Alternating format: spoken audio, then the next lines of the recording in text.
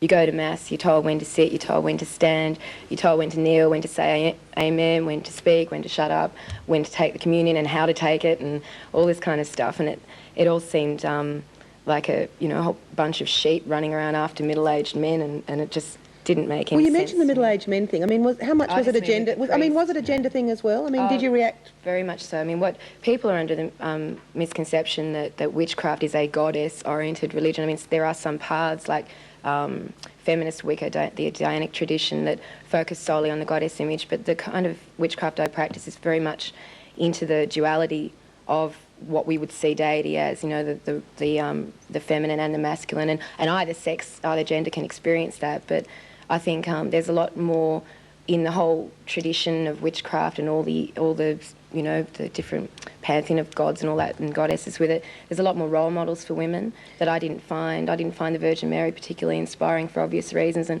Joan of Arc was cool, and St. Cecilia, patron saint of music, is what I took as my confirmation name. But other than that, I was really stuck for any inspiring figures to get into. Okay, John, you were brought up by atheists. Do you think your beliefs were shaped at all as a reaction against sort of at least the dominant cultural values of your time, I mean, which are obviously Christian? I actually don't think it's fair to say I was brought up by atheists. No? They probably were. It's actually hard to say. It was not something we talked about a lot. I would not rule out the idea that possibly one of my parents is an agnostic. I wouldn't like to dob in which one, but... How do you feel, though, about those organised religions? Do you feel any antipathy towards them? Absolutely not. No, I think... I pretty much subscribe to a whatever gets you through the night philosophy. I think that everybody has a right to their own beliefs and to arrive at their own beliefs. The only problem I have with organised religion is I don't like evangelists. I don't like people trying to sell me their beliefs.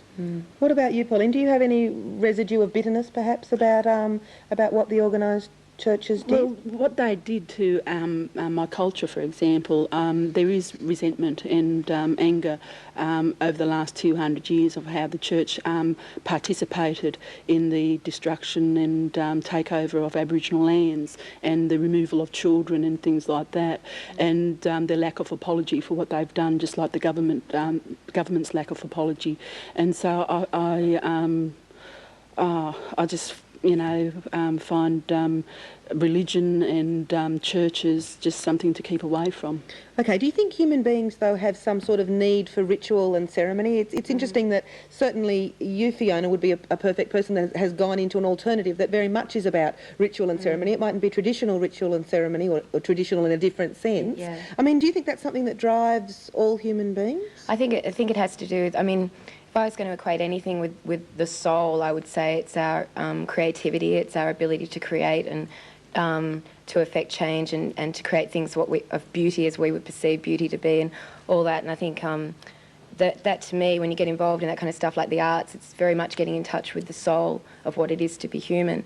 And so in witchcraft, it's like I said, a craft, it's very hands-on. There's a lot of ritual, there's a lot of role-playing and exploring different options, and I find it very fulfilling. And I mean, even on stage, I often sort of kind of will feel like I'm in this kind of ritualistic experience in that I'm interacting with a large group of people, singing and dancing, and it's all, John, don't you feel the need for any sort of unifying ritual?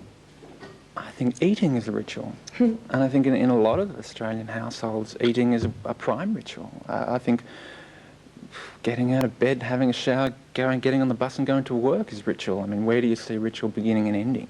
It doesn't stop at a church door. If I could just go in a different direction for a second. Fiona, I think it's fairly obvious where Pauline would have found her beliefs from, and it's fairly obvious where mine come from. How did you find witchcraft? Well, the obvious, being brought up Catholic, when I was 12 years old, I wanted to rebel, so I thought, Satanism, that's what I'll do, the opposite.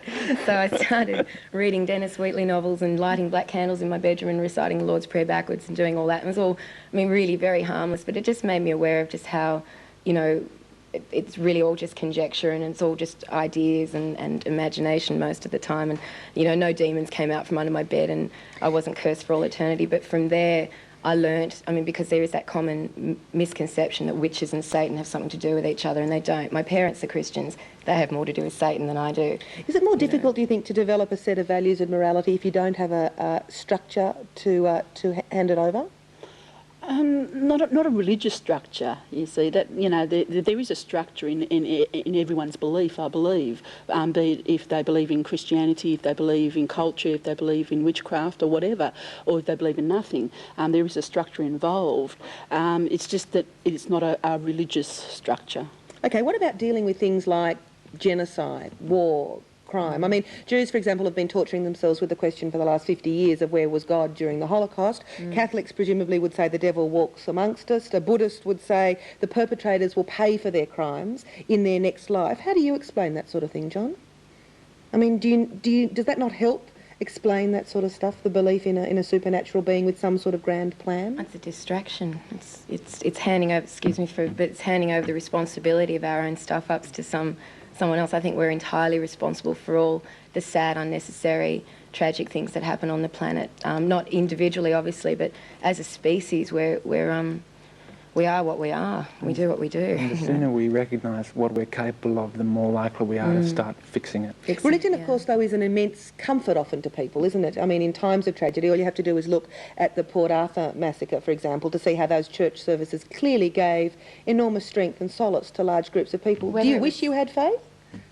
But whether it was the church service or whether it was the individual's interpretation of the event, I think that's more what it was. I think the service just provided an environment for everyone to come together and share their sorrow, and the meaning came from the individual's interpretation. I mean... John, do you ever wish you had faith? I tend to agree with Fiona there, but I think that's a very nice thing that the church does offer people, and I really do think that Christianity in particular offers a lot of people a lot of good things. But it also doesn't as well for other people. For other people it doesn't. I don't actually wish that I had that, but I do occasionally envy it. No, I don't wish to have that kind of faith. The Christianity faith to me is just full of hypocrisy, and I don't want to be part of it. Okay, a lot of people, I guess, feel the need for religion as they get older. I guess it's at least partly to make some sense out of dying, and that's the one thing that none of us can avoid. What do each of you believe happens to you when you die? Pauline, do you want to start with I that? believe you go back into the land. As an Aboriginal person, I believe that we go back into our totem. We stay as our totem animal until we decide to get reborn, and then we come back into and live another life. Tell me a bit about you. What's going to happen to you? I'm going to go back to a black swan. Are you? Hang around down in a river for a while until I decide, it's a good time to get back, be born again and see what it's like to be a human again. But I'm going to be a black swan for a while. John, what's going to happen to you when you die? I'm going to decompose. Are you? I think I'll leave it at that. And there's no more to you than that? That's Nope. it? That's it. You're gone? Mm-hmm. Okay, what about you, Fiona? Well, I think, again, because pagans view and witches view sort of the turning of the seasons as a cyclical thing, and we look like for those sort of patterns. So, you know, a fruit falls off a tree and it rots at the base of the tree and it gets absorbed back up into the tree. And I tend to have this similar kind of feeling in that, I'll decompose, basically this body will. But I believe there is some kind of energy, whether it's, I think it is an energy that is outside of my body in a sense that inhabits me as much as the cells and everything else that's a part of me. And there must be something, because I always think Einstein sort of always said, energy can't disappear, it changes form. So I think, I'll change form, but I don't believe that I will have a consciousness that is Fiona Horne that will kind of be looking around going, oh yeah, well I did this and now I'm going to go and do that. I mean, and that's something I'm kind of a little bit hung up on at the moment because I don't really want to die. No. But, I mean, it happens and you just got to deal with it. And I just think, I think you die but once. So I want it to be unforgettable. I hope I'm very lucid and very aware when I die because it's the only time I will, and I really want to experience it. John? Is there something you're scared of? I mean, without, I guess, what some people would call a crutch? I was actually talking to somebody about this today. I don't think I'm scared of death. I'm a little bit angry at it. Because like Fiona, angry, I'm on a I've been put without choice on a short, inexorable ride towards something that, I probably would not have chosen, but I'm not scared of it. I'm really hoping that the closer I get to it, the more resigned I am to it, and the more, in fact, accepting of it I am, and the more I've achieved with my life, and the happier I am. And certainly that seems to be the case with some of the older people I've known. Well, let's hope you've got a long way to go. Okay, thank you very much. That's where we're going to have to leave it. Thank you all very much. Next week, the federal budget will be out. That is what's left of it after the rash of ministerial announcements on spending cuts. And through some of the people it affects, Insight will be looking at whether it will change the Australian landscape forever. In rural Australia, the do-it-yourself mentality. 28-day